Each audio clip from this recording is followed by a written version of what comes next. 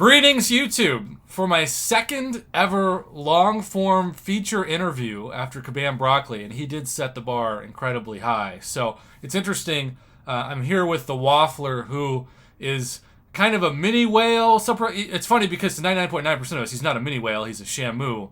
I get comments on my channel all the time from people who say, I wouldn't spend 5 cents on this game. And it's like, well, if nobody spent 5 cents on the game wouldn't exist.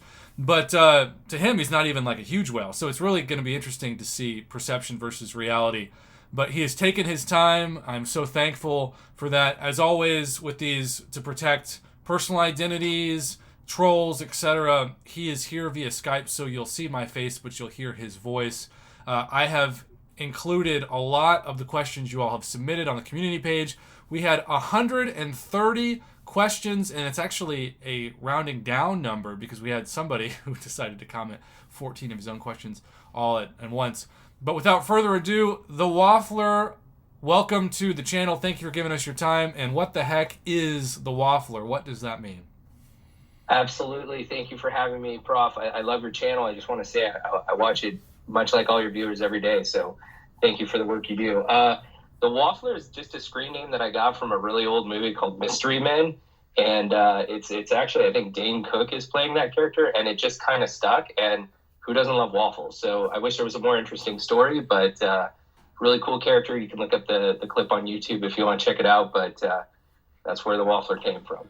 Waffles. So I guess that means we have this theme with this series. You have to be some kind of food reference in your name. First broccoli, and then waffles. The broccoli was like the vegetables of the interview process, and you're going to be the dessert. So that's going to be quite fascinating. Well, a lot of the same question was asked, and so I think it's probably appropriate to start off by saying, how did you get into the game? And when you originally got into the game, did you have a goal to spend thousands of dollars, or was it just over time that habit developed?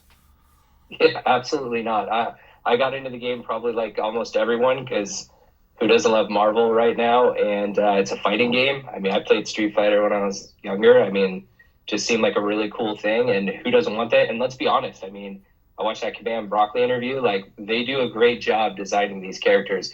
We can get so wrapped up in some of the minutiae of this game, but if we boil it down, this is a really cool looking game with a ton of interaction and a lot of replayability. So, no, I got into it pretty much right when it came out, December 2014.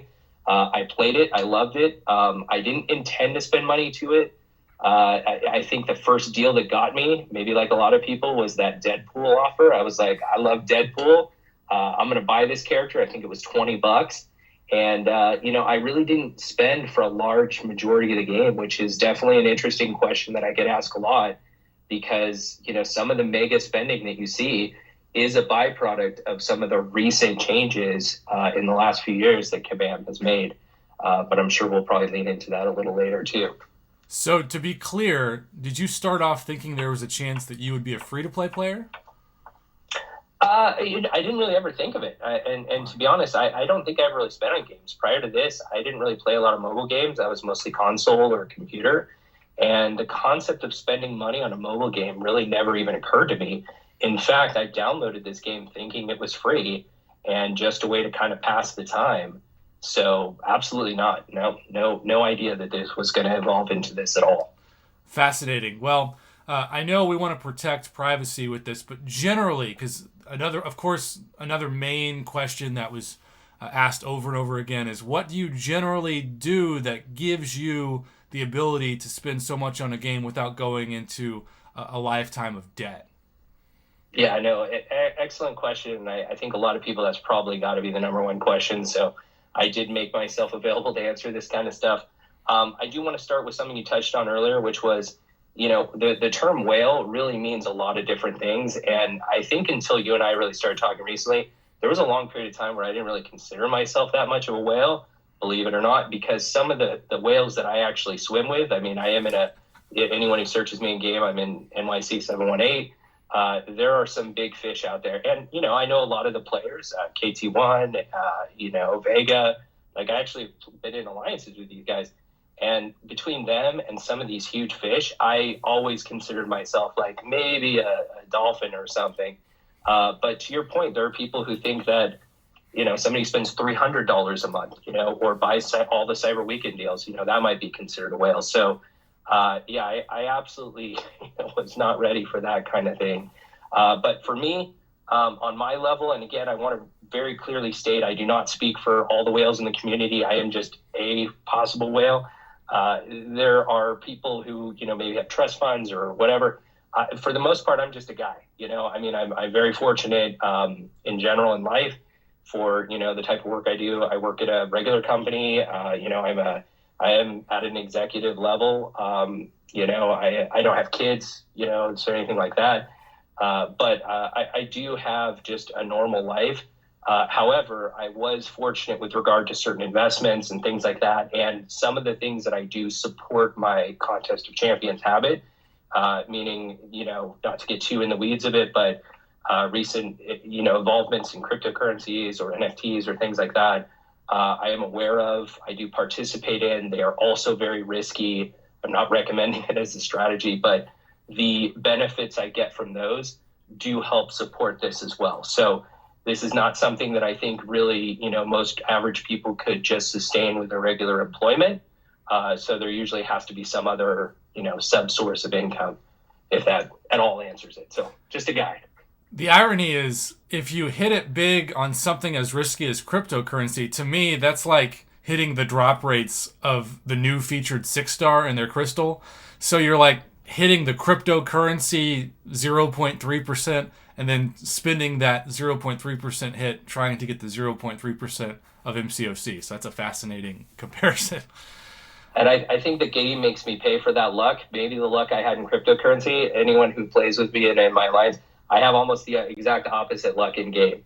So I am not by any sense of the means, quote unquote, lucky in the game. In fact, you and I have had many discussions about drop rates and things like that. So maybe my luck in crypto and investments, I'm paying for in my lack of luck in Marvel Casino Champions. And we'll certainly get into that because this man has given us really good data on the channel over the years as far as drop rates. We've talked about Kabam's legal patents that give them the legal chance to alter drop rates depending on people's spending behavior, and this is a man that certainly is a case study of that. I have the questions in front of me. I want to start out by giving people shout-outs. Our most liked comment was by somebody named The Holy Plunger, and he asked a few questions. We're going to start with the first one, which is, what do you get out of spending this much? What is the goal, the takeaway? Why do it? So that one I've actually thought about a lot because, I do get that question and, definitely shout out for that question. That's a really good question. And I think this might lead into some of your questions later, but there's a lot of things I don't get out of it. So starting with what I do get out of it, at this point, I would say it is very much the competition level. Like something I've definitely talked to Prof about is what it's like at the higher levels of gameplay. And it's almost like a mini game within this much larger game. There are so many little, things that happen in here that you really wouldn't pay attention to it if you're playing just the standard game. So there is a certain level of keeping up with everyone else. As I mentioned, I swim with some pretty big legitimate whales. And again, not speaking on their behalf, but, just to stay in a top ranked alliance. I mean, NY is number one in AQ pretty much predominantly.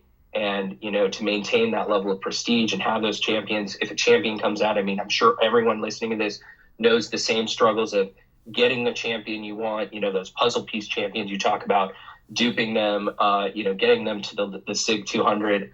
All those challenges are there.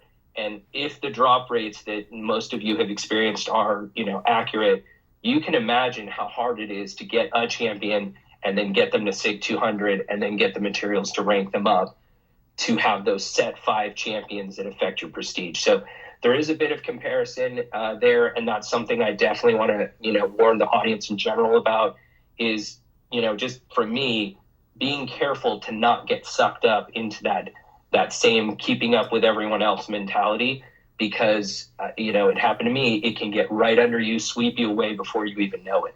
So I think that's the biggest thing that I get out of it is that extra level of competition to keep up at that highest level of what's possible, finishing the content as soon as possible, all the content's done, all of that comes into play. So for me, it is a game that with my lifestyle, as I mentioned, I do have a job that I work a lot. Having the time to be able to just pick up my phone in between meetings and play it without going and, finding a console or logging into a computer. This game really does, take up a lot of what my life allows me to have as free time. And especially during the pandemic that we all went through, having the ability to have that escape and to play with people that I've known for years. I mean, 2014, there's a reason I keep coming back. That's what I get out of it. So I am very thankful the community. I spend time watching video channels like Prof's channel. It's just become a part of my life in general. So given how much of my life this is, and given the thankfully income bracket that I'm at, I feel that the spending you're about to probably review is proportionate to that. So I feel I get out of this proportional to what I'm putting into it.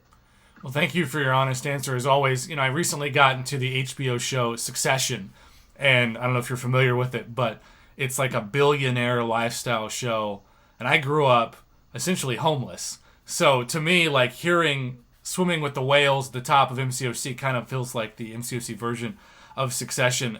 The Holy Plunger's follow-up question to this is, do you feel that your level of spending has allowed you to complete content easier, or do you feel you could have completed the same content without your massive spending? Yeah. Well, first off, the Succession thing, it is what that feels like. The amount of drama, backstabbing, I don't know if we get into it here, but the amount of craziness that goes on at that level, share the team. You probably could make a show on it. I would watch MCOC's backstab wailing at the top. Yeah, I would be there, especially if you were there for like the piloting drama that happened a few years ago too. Absolutely. Piloting, gifting event, AQ, there used to be shell alliances. I mean, everything you've ever heard of at the top level, murking, all that stuff, it exists. Infighting. I mean, you got to think some of these whales have super A-type personalities. So, personality conflicts, like he said this and I'm going to disrupt. I mean, sabotage. You got to believe that there are groups that would want to sabotage another competing group. When you're talking about the amount of money that we're talking about here, tens of thousands of dollars, you can imagine there are people willing to go through some pretty lengthy process to do that. But yeah, I mean, it's pretty intense in general just to think about. Wow. Sorry, I think I got off track. What was the follow-up question? No, you're good. Basically, it's just, do you feel that your level of spending has allowed you to complete content easier, or did you feel like your skills are good enough to where you wouldn't have needed the massive spending to complete the same content? Oh, no. I mean, in fact, that's definitely one big warning I would give to everyone out there. There is nothing that this level of spending has allowed me to do that significantly crazier than anyone else. Like my skill set, Prof, you're very honest about when you're completing content. I feel the same way. I am nowhere near the apex level of some of the skill in this game. But just to put it in perspective, some of the money figures we're going to be talking about, I mean, you could clear Abyss with 4 stars in the amount that some people spend on the gifting event. So there is no reason that anyone should feel they need to spend that. Now, is it easier? Is it more convenient? I mean, could I breeze through content with, a bunch of rank 3 6 stars at max sig, easier than someone else? Sure. But does that money spent ever equate to a couple extra revives? I mean, Prof, you're super upfront about it when you say check on a 30% boost and some revives, and there's no thing that will overcompensate for that. And to Kabam's credit, I have seen them do a much better job not needing those niche champions. I mean, a lot of us played if you didn't have a rank 3, King Groot to do a certain fight, you're not going to be able to do it. They have given us a lot of other options to clear content. So absolutely no one should ever feel that this level of spending is required or that much helpful. So what then is your primary goal in the game at this point? I think it's just sustaining itself. I think that's really the biggest thing. I still enjoy the game. I will stop playing it at a moment's notice if I ever don't enjoy it. And that's something, anyone who watches Vegas channel, he said things like that. Like, I think as long as I don't have that enjoyment level, which is, for me, it's about seeing that next new character. Like, I dig all these characters, like I love the character. I love building up my roster of characters. I like seeing what's next. I really like chatting with the people in my alliance. I mean, I love my alliance, and I learned stuff about the regular world. And, again, during the pandemic, there was time where I wasn't able to, hang out with people in real life. And sometimes those interactions with people across the country, across the world, I wouldn't get anywhere else. Like, I would not have an opportunity to talk to people who live in France or Italy, which is, I have people in my alliance with that, without this game. So the ability to maintain relationships with them, share experience with them, find interesting things. I love finding out interesting little tidbits in the game. In fact, Prof, I know I've sent you stuff on, hey, check out this interaction. Or, recently I think I just, found a champion or a character combination that allows me to do something new and fun and interesting. And that level of the game really excites me. Plus, I'd be lying if I said there wasn't a bit of a collector in me that wants all these characters and all these champions. I could tell you the 5 champions I'm missing, so that part of it is there too. Oh, that's its own question. Well, thank you. Really fascinating. If you missed my community post and are just picking up on this, he spent at least 20,000 just on the gifting event, which I know quite a few of you told me, whether it's because you're a student or just a low-wage worker, you don't make that in a year. Why stop there? Was any part of you tempted to go further? And because I know you said the 20,000 is not close to what you think the top 5 spent, is any part of you fearing that you're going to get placed 31, and what are you going to do if you do? Absolutely. And there's a little glimpse into the whale lifestyle that I'll share with everyone.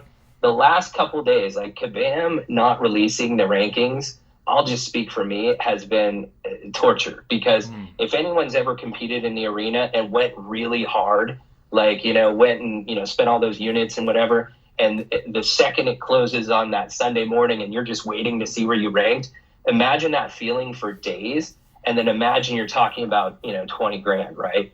As far as the amount, the question of the amount and why I didn't go harder on spending and whatnot, to be frank with you, I placed 9th last year and I didn't spend that much. Now, obviously the rank rewards have gone up this year. Black market is a factor. There's a lot of things that factored into this year. So I thought increasing about 20% of last year would have gotten me about where I needed. To answer the question, being just a guy, I don't want to spend more than I have to get those rank rewards. So all of the, kind of group that I talked to was trying to get to a point where they spent enough to get top 30, but not so much unless, again, there are people who have just ridiculous amounts of money and they didn't care. And they're going to be that top 5. Those top 5, hats off to them. But for me, I wanted to hit that sweet spot of, maybe 10 to 15 would be cool. Truthfully, I'll be happy at 29. But the last couple of days, I have been, talking to everyone I know in all the different alliances. Hey, man, where do you think the people in your group plays? You don't have to give me numbers, but I've been trying to play this game of where I'm ending up in the top 30. And I'll be honest with you, it would be super funny / ironic if this video came out and I didn't even place top 30 after dropping that amount of coin. And I'll be real with you, that's entirely possible. Wow. As of when we're recording this. Wow. Yeah. And I plan on posting this probably right as rewards are coming out on January 6th. So we'll see what happens. You're watching this live because it's going to be a live premiere. This is not live, but this is premiering as a live premiere, which is always fun to do. The second most popular question, it sounds almost existential, but when people see these kind of numbers, sometimes the temptation is you make enough to where you've almost lost the meaning of what the average person would view money in general. And so Cha-Cha JI01 asked, what does money really mean to you? Well, I'm going to be honest, a lot. I grew up, just a little background, I grew up super poor. There's a period of time I lived in my car. Wow. I think the definition of money, and money is a real tricky concept in general. And again, we talked about cryptocurrencies and what that means and value and wealth and ownership. There's a lot of deep esoteric type questions in there, but it really means a lot, meaning the rest of my life, I still have to, I can't speak for the rest of the whales. I don't know if they're flying in helicopters or doing whatever. I don't have a private jet. I have the same issues that everyone else does. For me, and I've talked to Prof about this, I'm very much about balance. So, my wife and I, we have some charities that we run 4 times a year during the quarter to try and give back during that. I make sure that I have no debt. So I'm not racking up any sort of debt anywhere. Everything that I have is paid off. I'm investing for the future. Somebody asked earlier, I don't have kids. I'm sure kids would be a ridiculous amount of money, that I could spend on that too. So really, you reach a point in life, and this is very much what I found with the NFT market as well. You reach a point in life where all your basic needs are kind of met. You're giving back in some ways, in some areas, donations or church or foundations or whatever. And then you're getting to a point where, okay, then there's leisure activity. And that's really what eats up whatever your extra money is. And that's where that proportionality gets into it. But that's essentially what NFTs are. I mean, we've reached a point in society where people have got so much that they can, argue or debate over the ownership of, a GIF file or something or a meme. And that's very much the case as an illustration for what's, happening in my life as a parallel. I have all the stuff that I kind of need, and I'm doing everything I need. And so really it comes about time, and my extra time and what I spend it doing. I could very much spend it. I mean, you could argue somebody goes to Vegas and drops, and I've known people, I run in a circle in life where people have gone to Vegas and dropped $200,000 in a weekend. And, what does that mean to them? And it's really about entertainment, enjoyment, what you spend with the moments in your life when you're not working or pursuing something. So again, I can't speak for all whales, but for me, money is still very important. I am still very choosy. I'm still very budgeted. I'm still very calculated. In fact, one of the things I shared with you is I opened an Apple credit card so that all this money I spent through Apple purchases, I still got 3% back. So I am nowhere near a strata where 3% cash back on $20,000 isn't a significant amount of money, and I still care about it. So money still has value, but it isn't defining my life the way it was when I didn't have money, if that makes sense. Yeah, so 2 takeaways from what you just said. Number 1, he's debt-free.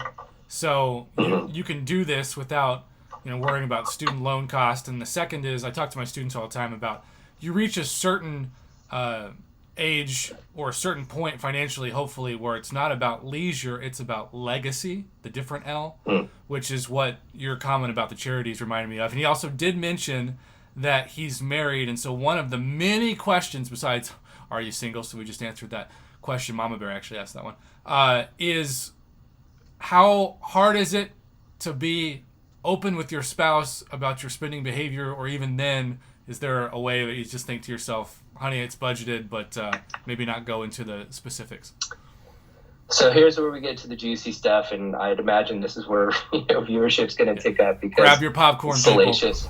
Yeah, it's salacious. I don't feel that anyone in my life that I know personally has an idea of the level of spending because, quite frankly, I don't think they would need to because, one, they either wouldn't understand or it would come off as braggy. I went to a concert a couple weeks ago. If I told every person I know how much I spent on really good seats, it's not the point that I spent a lot of money on the seats. It's the fact that I went, right? So I am open. Everyone I know obviously knows that I play this game because I'll be at dinner and I'll have to go clear AQ or something, like those types of things, those challenges that people in the community have, I still have to face. If I go on a trip, I still got to plan out, okay, I'm going to be on a flight and, AW needs to be cleared or whatever. So those things are still applicable to me. So they know about it, but the degree to which, not as much.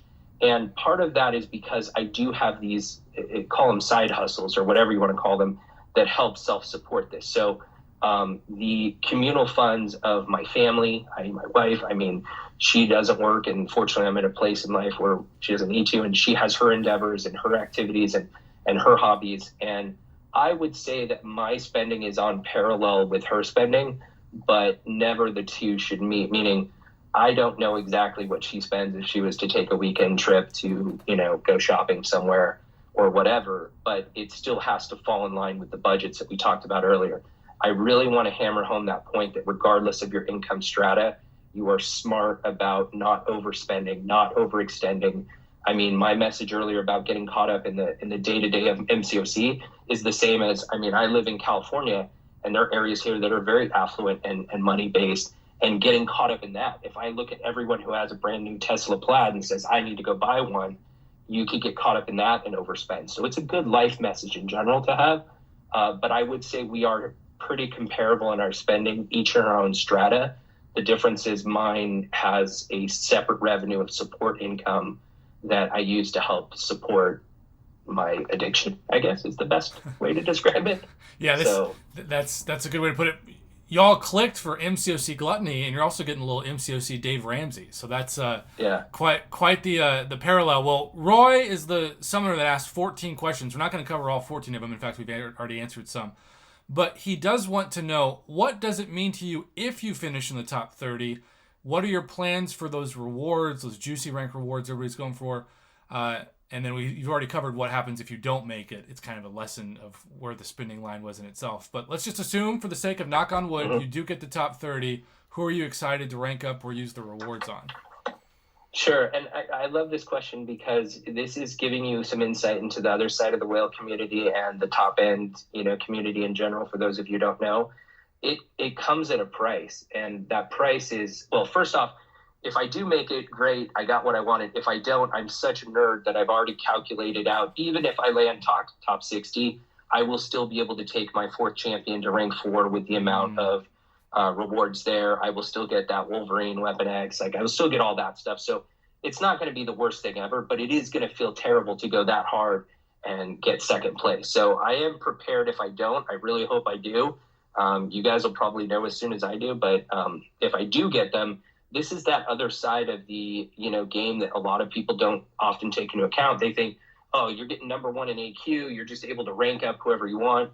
I mean, I can rank up who I want eventually. Like, I think I have 70-something rank 3s right now.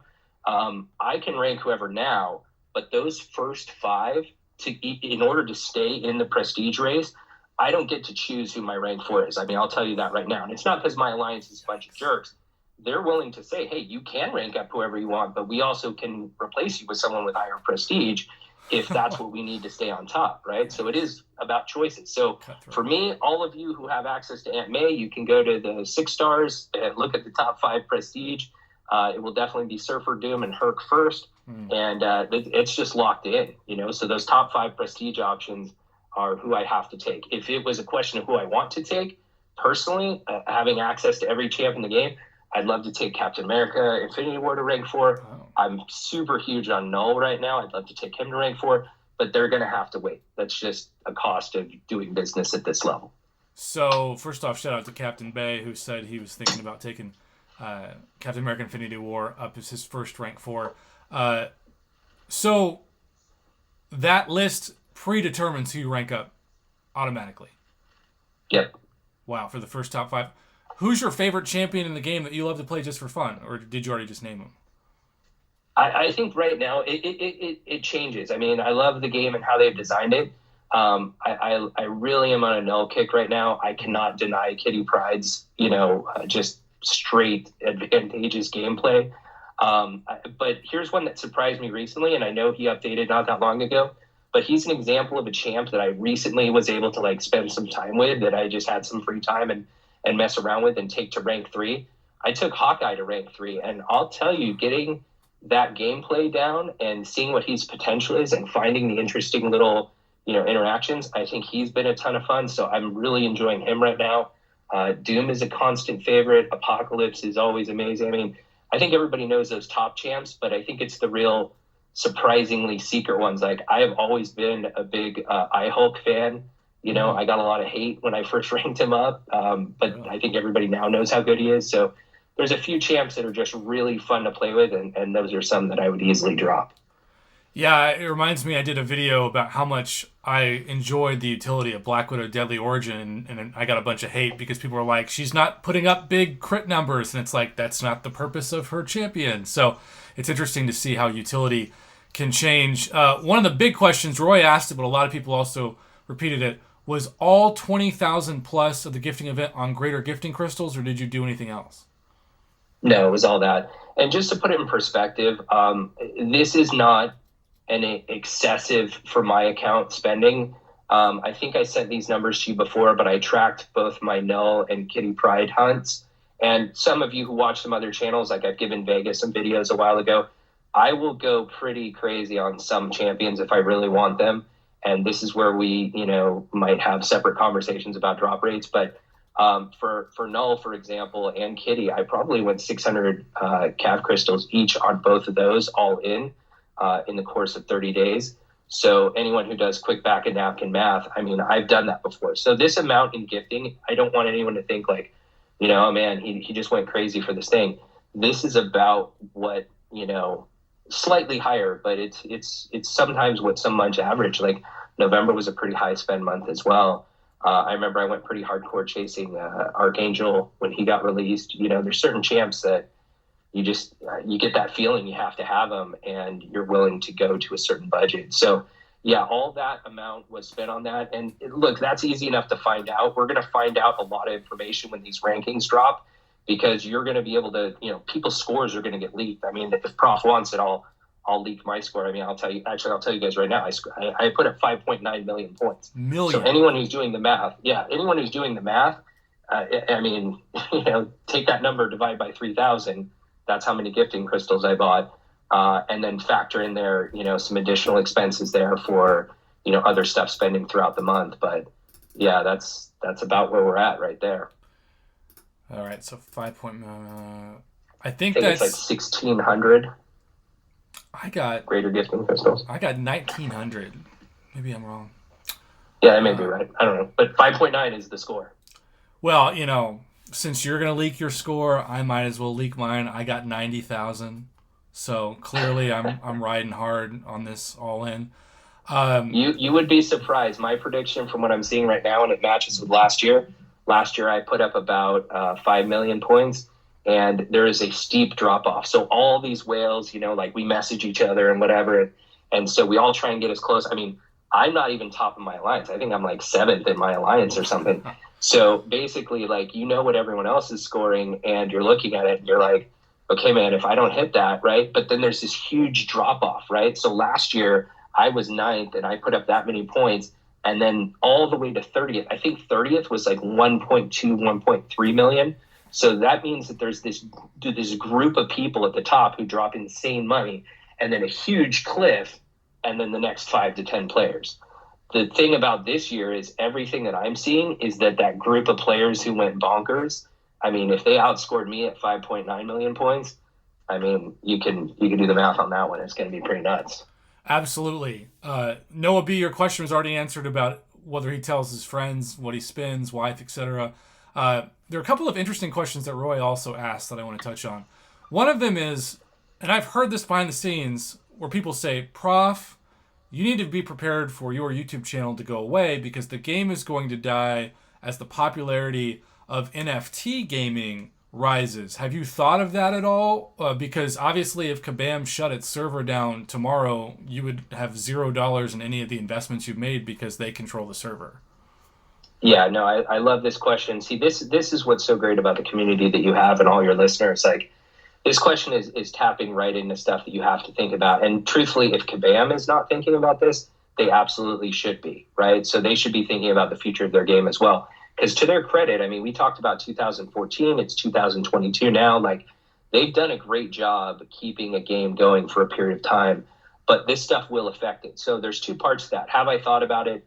Absolutely.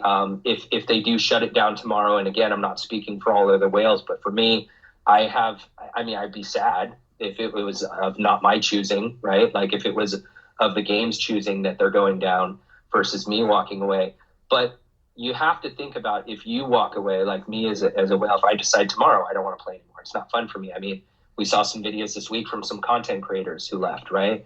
Mm-hmm. This is something where I am prepared, and you made the term investment.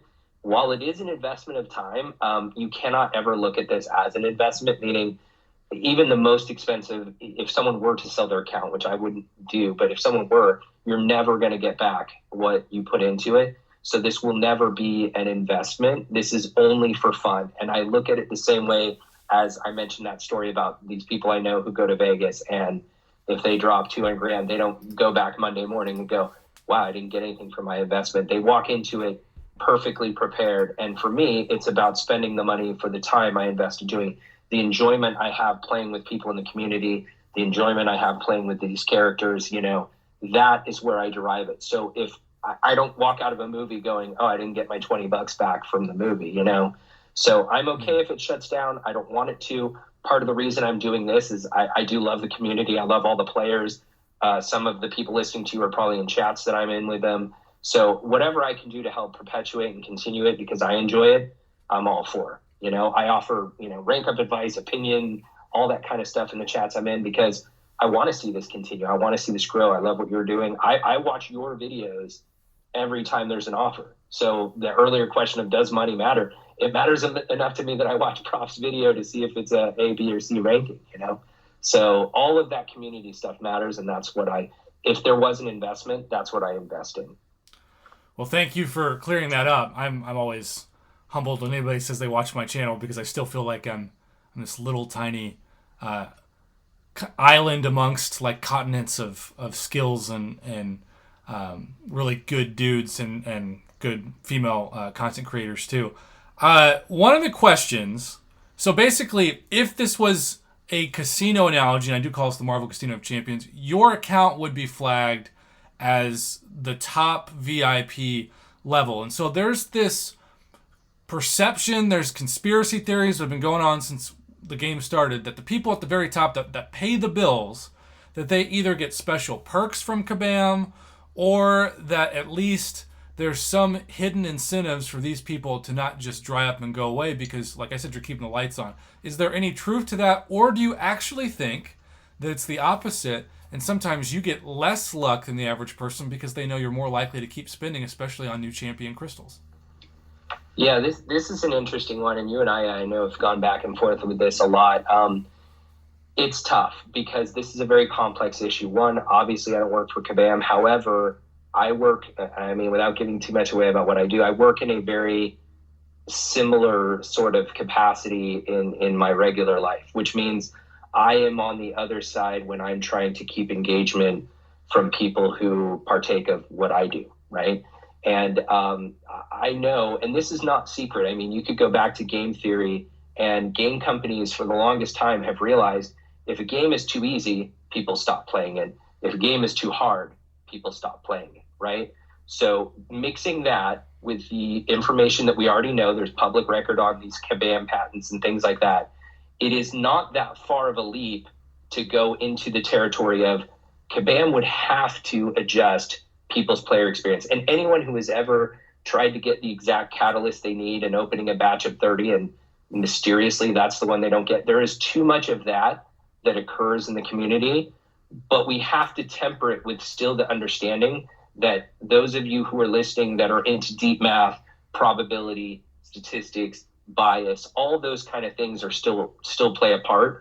So it is very easy to fall down the rabbit hole of, yes, all this stuff is working against me and it's designed that way and it's not just coincidence. That is why I've dedicated, again, a separate mini game that I play is I track all of my openings. So we just talked about how many greater gifting crystals I opened.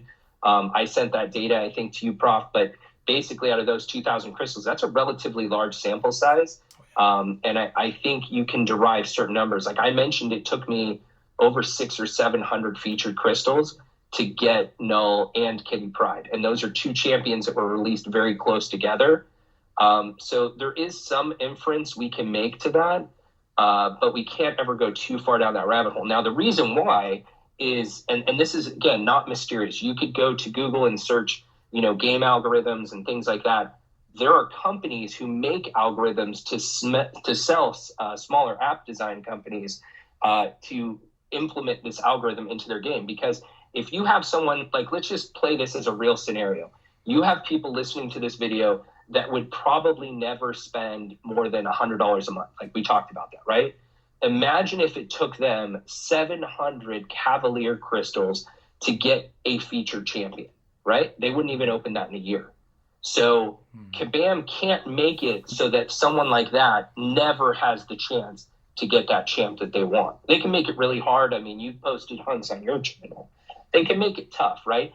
Conversely, if someone like me, who is fortunate enough to be able to drop 200, 300, we all remember Crystal Opening Whale, hundreds of crystals, right? if they made it so I got my featured champion in the first 10, not only would I dupe it, but I would have it at such a high level at that amount of money that it probably would unbalance and break the game. So I can't say unequivocally that they do or don't do something, because it's just, I don't know. But I can say that if we just apply what we see in everyday life and the logic behind it, I mean, I can tell you this. I don't have any featured champ, no matter how many crystals I bought, that I've duped more than 3 times. And I have multiple times where I've never gotten the champ. And I have multiple times where I can tell you I have never gotten a champ in less than 50 crystals, which means anyone out there, and I've been playing since 2014, who has opened a featured champ in the first 50 crystals has had better luck than I ever have with that spending. So, that the amount that I open is hard for me to believe that there isn't something else at work. But truth is, I don't know. But to the question, I have not seen any preferential treatment. In fact, just to commiserate with most of your listeners, if I submit a ticket, Kabam is just as unlikely to respond to my ticket as they are yours. And we had an issue in our alliance the other week where one of our prestige numbers was off and we didn't get number 1 in AQ. We submitted a ticket and no response. All of us submitted a ticket. So here's a whole alliance of whales, and they just kind of blew us off on that. So I think it goes both ways. Kabam, being incompetent equally. That's not a good company slogan, but apparently the reality. Just to remind people, let's just say 2,000 Greater Gifting Crystals. How many 5 and 6-star Weapon X did you get, and how many 6-star Awakening Gem Crystals did you get? Let me pull that up. I think I sent that over to you, but I did save it here. So the snapshot of what all this kind of boiled down to, because at the end, it's kind of like, what's the summary? So I posted over, and again, if you want to post this or put this as an attachment in your description, I sent over where I started with rank 4 materials, where I ended, and each 500 crystal increment, so everyone could kind of see that. But your punchline here is, and I actually was fortunate enough, even though that's about 2,000 crystals that I purchased, I had various donations, other people in our alliance. We had some people who spun up separate accounts that got them to a level 40, and we're just trading amongst our alliance. So I ended up with maybe about 500 extra crystals. So my total sample size for gifting was 2,500 Greater Gifting Crystals. But out of that, there was 2 6-star Kings, no other 6-star champion. I did get the 5-star Wolverine a few times. He was a little bit more common. I got 23 Nexus crystals, so 23 6-star Nexus crystals, 15 AG crystals, so Awakening Gems, about 230,000 Tier 6 basic fragments, 155 Tier 3 alpha fragments, and then I broke those down to averages about what that is. So about a 1 in 1,000 chance of the Trophy Champ, which lines up, about a 1 in 100 chance of a 6-star Nexus, about 1 in 150 chance of an AG, and then about for every 100 Greater Gifting Crystals, about 9,200 like Tier 6B. However, I will tell you that I went through runs, like I went through a run of about 300 crystals with no rank 4 materials. So the swings on there were pretty crazy, and that's again why I don't recommend, like, a PSA for everyone: don't chase Cavaliers and don't chase these gifting crystals. That's why you should never ever overspend. It is 100% casino mentality. You could hit that 1 out of 31 roulette chance, and you could just as easily get wiped out completely. So just to clarify, in what is essentially $25,000 worth of Greater Gifting Crystals, you got 0 6-star Weapon X. Correct. I will be 100% hoping to get him from the rewards. How crazy, like that by itself is a mind-blowing takeaway, especially because I got sent screenshots from people who opened the 3 free Greater Gifting Crystals from post-Christmas Kabam Santa at the end of the holiday calendar that got a free 6-star Weapon X out of those 3. So you're watching this and you got that? Think about that versus this guy. I did have some people like El Chingo in and Dynamics that have said thank you for basically keeping the servers going. I do think Dork Lessons touched on this before on his channel. I thought it was such a great point. How this is one of the few games that we don't see advertisements in between arena fights, right? Like, it's a very clean game.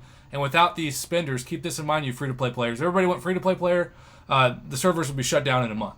So people like him do keep the lights on, and we appreciate that for sure. The bigger question is, and this is something that a lot of people have asked, and we touched on it, are the alliances at the top, are they friendly now toward each other, or is it like the mafia where you're trying to take other people's kneecaps from under them? And where have you seen that go? Because I want the tea. Going back, and again, you don't have to give names, but just general scenarios and circumstances. Like, what was the first time that you saw some real drama at the top, and did it shock you? Yeah, absolutely is the short answer. Now, not so much. I will say, I hate to say kind or gentler, but there are some personality conflicts maybe at the top. And again, I have to give this disclaimer. There are going to be some whales listening to this going, that's not me. That's not who I am. This is just from my perspective only. So I don't want to speak for anyone else. I'm not a part of every top alliance. I have been fortunate enough to be in MMX, NYC. Like, if there's 11, like if there's been a top alliance, I've probably cycled through it. And if I haven't, most of the top players, I mean, if you go to your game and pull up the top 50 players, on that little trophy icon, most of these guys kind of know of each other or have played with each other, So now, not so much, but you do have some very alpha, people that kind of butt heads. I don't think I have beef with anyone. I mean, I don't know. I guess we'll find out in the comments if I do, but I have mostly stayed kind of under the radar. I mean, I just kind of do my thing and whatever. But historically, absolutely. I mean, not to go too far back, but if you guys remember when there was the whole like shell alliances and things like that, you had people who were creating accounts, or you've got people with enough money that they could literally buy, and this has happened, you can buy an alt account, right?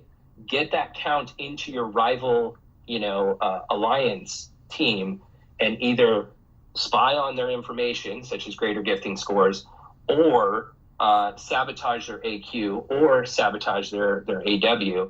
And yeah, you're going to get booted, but you still won those rewards for that round. So that level of stuff has happened. Paying people, I mean, as crazy as it sounds, even me, there are people who offer to pay whatever it was back when there was like an alliance fee for Alliance Quest. Hey, we'll pay your Alliance Quest, or we'll cover your donations, or we'll do this, or we'll give you money. I mean, there are PayPal transactions. PayPal is completely outside of the game if you come join our alliance because we need your, prestige or whatever. In fact, that's why most of you try and friend me online. I don't even see them. I have them blocked. So it's something where between that and line and, different chat groups, there's so many different rooms online that, people bicker at each other and get in fights and, call each other out. But again, I'm speaking mostly historically now. For everything I see, it is a little bit more of a kinder, gentler MCOC at the top. But there was definitely a period of time where it was intense. I mean, again, I don't think I can go into all of it on here. Maybe that's part 2, but there are so many crazy things that happened. I mean, I've been part of the gifting for, every year. And you've mentioned on your channel how many different crazy gifting, controversies happened before, and having a front row seat to that, it's like you said, it's like Succession or Billions or one of those shows, Well, if you'd like to see a part 2, let me know in the comments, because believe it or not, we're winding down the interview already in the last 15 minutes because we've been going for 48 minutes. That's how fast this stuff goes. I thought the best way to handle the last part of this interview would be to ask you, as somebody who's been invested since almost the beginning, if not the beginning, where would you like to see the health of the game and improvements to the game to make sure that this lasts another 7 years? Yeah.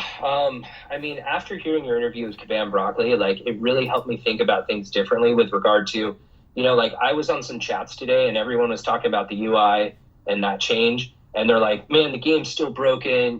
Ghost Recoil with Hood still doesn't work. And then we got a brand new UI. And after hearing that Kabam Broccoli interview, I realized there are these different teams that are working on stuff. So I guess my question, or my hope for Kabam would be, putting more people on the teams that have more direct interface, or really investing back in the game. I don't know how much they kept of this gifting event money. I don't know how much of my personal money Kabam got to keep and reuse, or how much of it went to fees or some other charge. I don't know. I'm just saying, if Kabam wants to keep this game going, I truly feel they have created something cool and special and, interesting to play, and people are showing it with their money. But you're also seeing people who are leaving. So my hope is that Kabam, for the health of their own game, will continue to invest in improving the overall game, will continue to hopefully try and listen to players. And I mean, my biggest challenge, and you and I talked about this, Prof, is when you look at something like the gifting event, I would feel it's such a tragedy if they just got rid of it, because everyone in the middle part of the gifting, they probably got some really cool stuff. You mentioned people that, man, mind blown if they opened a Weapon X, right, out of 10 crystals. That's a cool event. It would be such a tragedy if they shut that down because of, any of these black market units or any of this, whatever. And the thing is Kabam has control of this stuff. It just takes more outside the box thinking, and there are some suggestions that you and I kind of brainstormed about how they could take something like gifting, make it still fun and have the stuff, but reduce the need for this black market. The black market exists because there's potential for it. Someone was able to figure out that there's a need and work around it. Kabam inventing ways to punish people or nail them when they take advantage of something that their own game can do, it just seems backwards to me. Like all the effort that they spend trying to, we could talk about botted arena. All the effort they spend trying to nail somebody who's botting in the arena, you control the game. Just make it so that there isn't a way for that botting to be valuable, right? So as an example, I know everyone will say easier said than done, but as an example on this gifting crystal, they could have made it so that they just, Kabam got a piece in terms of units of every transaction sent. So that way, if the rank rewards are only done through legitimate trades and you can't get rank 4 materials just by buying mass crystals, you would not see what we're probably going to see in this gifting event, which is people with multiple rank 4s that didn't score top 30 on the gifting event. So I think if Kabam could think of more, inside their control of making the game better rather than punishing people who find an exploit. And I know you've mentioned that on your channel where it's like, yeah, somebody exploited this, but it's within the game parameters for them to do it. So, how much can we really penalize them, And you mentioned people raising those accounts to level 40. Like somebody took the time, raised it to level 40, and let's say they did it 20 times. Why would you penalize that? That's something you allowed them to do, right? So I want them to do that. I want them to look at the game. I want them to really realize how special this is. I don't know enough about mobile gaming to know, how many other games are like out there, but I don't know any console games that I've played this long, 6-7 years. Like I think they just need to look at that, and I hope they really invest in that, and I hope they understand how important their community is and how important their players are and how passionate they are. But that passion means that they care about the game. Like them being upset with Kabam on the forums means they care about the game, and maybe they don't always express it the right way. But that is something that most companies, like my company, would pay for the level of feedback that, Kabam gets, even if it's not always pleasant. But just to hear that, like companies pay big money for people just to return surveys. So I think that would be my biggest thing for them. And then for the community at large, my biggest advice, do not ever overextend yourself. Do not ever, go crazy on these gifting crystals or anything that puts you in any sort of debt. Do not get caught up comparing yourself to someone that's at a different tier. Don't look at my account and go, oh yeah, this guy's got, 5 rank 4s. I need to have that or else I can't enjoy the game. One of the biggest things I compliment Prof for is when he said, hey, I don't like Alliance War. I am removing myself from that strata so that I can enjoy the game. And he's very upfront about, that kind of thing. So that would be my message to Kabam and the player base so that we all get to keep playing this game that we clearly all care about way too much. All good points. I appreciate you going through those one by one. Lord539 and quite a few free-to-play players asked this question because from their perspective, of course, they'd never spent on the game. What keeps you motivated to continue to play? Is it just chasing the next champ? Is it new content? Is it a combination of those two things? Obviously, you've talked about the community and your friendships as well. I think it's just community. And, I would be remiss to not say there is part of me that just has to be, if I'm going to do this, I'm going to do it. You know what I mean? Like it would be harder for me if I could afford to keep spending. Now, if something happened in my life where I couldn't sustain this or I started getting into a negative sort of situation, I would have to take that pride hit and step down. But if I can support this, I don't think I could survive playing this game not being at that top tier. Like I don't think I would ever just go casual, as it were, in this game. If I'm ever done with this game, I'll probably be completely done. So there is something in me that is driving me to acquire these champs and these rankings and finish content. I like finishing content first.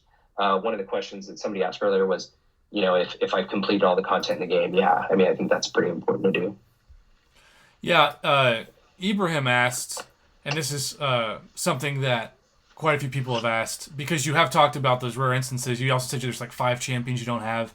So have you ever gone really hard for something or spent X amount of money and regretted it because you didn't get the outcome that you were hoping for? Almost every time. Wow. I mean, yeah, to be honest, I mean, looking back on it, I mean, fortunately, I really like Null. I really like Kitty. Those were my 2 big hunts that I missed on. But can I say I liked them 700 greater gifting, or I'm sorry, 700 calf crystals enough? I don't know. So, I mean, I know people will say try the arena, but just to be honest, I don't have the time. Even if I spent only on refreshes, I don't have the time to refresh the amount of times, even with my roster. I don't have that amount of time to play. Most of my time playing is literally in between random things that I can do, or waiting for something, or waiting for a meeting to start, or something like that. So I mean, I kind of have to spend these if I want these champs.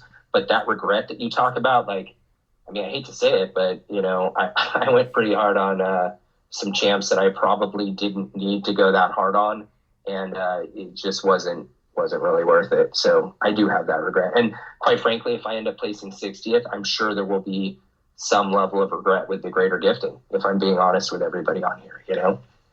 Well, if you place 60th or more in that would have meant that 59 people spent over $20,000 to beat you. And you can do the math on how much of that Kabam made, because they made $21 million in December alone, though that's before expenses. And I keep that in mind that also we've got the best $5 to $10 Wednesday deal that they're still somehow pumping back long after the Hawkeye show has left us. As we're wrapping up, what do you want people to take away from this interview? And is there anything that you wanted to talk about that we haven't touched on? Because we're maybe hoping for a part 2, but assuming that there isn't a part 2, I want to make sure that you get whatever you want to say in before we end this. Yeah, I mean, just a shout out to the whole community. Shout out to my alliance. Definitely the alliance leaders who are the unsung heroes of this. I would not be able to play this game if I had to be an alliance leader. And the fact that they sacrifice their time for no additional benefit, I think that's something where everybody listening should just, thank their alliance runners for that kind of stuff. So definitely them and my alliance. I have a friend I've played with for a long time, Duke. Duke Gecko. A lot of people might know him, but he's one of the main reasons I keep playing. In fact, there are some times where I've not wanted to play anymore, and it's our connection that I think I still play with. So he's pretty solid. But just the community in general, I think. But no, there's nothing I wanted to get across. I just wanted to really.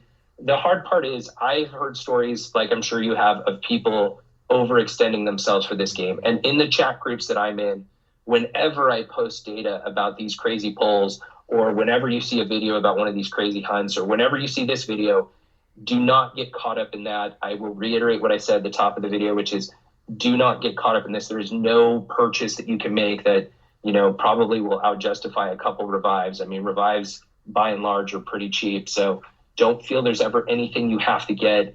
Eventually it will come around and you will get it. Just take it at your own pace.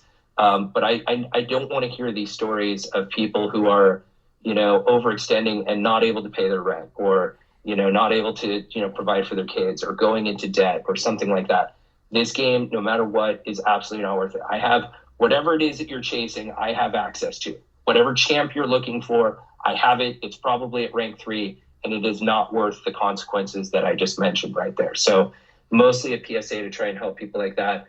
Also for everybody to try and keep balance in their life. Do not get so caught up on this game that you forget to pay attention to the people in your life, or charitable donations, or if you attend a religious organization, like, don't forget about those things. Those are still real important. But in general, yeah, I mean, I'm happy to do whatever for this community. I'm happy to put myself out there. Hopefully don't get any hate for this video, but happy to put myself out there to try and help. And, Prof, thanks for the good work that you do. I don't tell you as much as I should, but thanks for everything you do. I watch your videos, so you really are a service to the community, and hope everyone appreciates that. Well, hate and jealousy are two sides of the same coin. So I've been told my YouTube channel hadn't made it until I got my first like death threat, which is kind of a bad way to look at it. But I think the majority of people watching this, the majority of people who commented questions, are reasonable, kind adults that just want to learn more about the 1% of the 1% of MCOC. I've learned so much, and it's crazy to me that we are at an hour for an interview because we thought this would last maybe 20 minutes, but he did such a great job of giving us his time and his resources. If you like this kind of format, I am combining everything I love to do, my 8 years of going to school in journalism, my love of asking questions, of telling good stories, and then just the key to a good interview is to ask a question and then shut up. So thank you for allowing me a chance to just listen and learn. If you'd like to see more of these kind of interviews, part of me was thinking I would do an hour with Katie Candy as what went wrong and what she wishes would improve Kabam instead of just like the 10 minutes she put on her channel. So maybe I can do that with her in the future. But either way, even if we don't get to a part 2 at some point, Waffler, thank you so much for your time. You're the man. And you all in the comments, please, if there's anything that you'd like to learn additionally, put it in. But just respect the man. Don't go after him on chats asking for things every time. I talk to somebody who has resources. You get the kids that are like, you should send me money. And so please respect the person. This is a good life lesson about that. But just all in all, thank you, sir, for your time. This was really informative, and I hope you got out of it as much as I did, and certainly the audience. Absolutely. Thanks, Prof, for all you do. I appreciate it. My pleasure, man. Take care. All right, bye.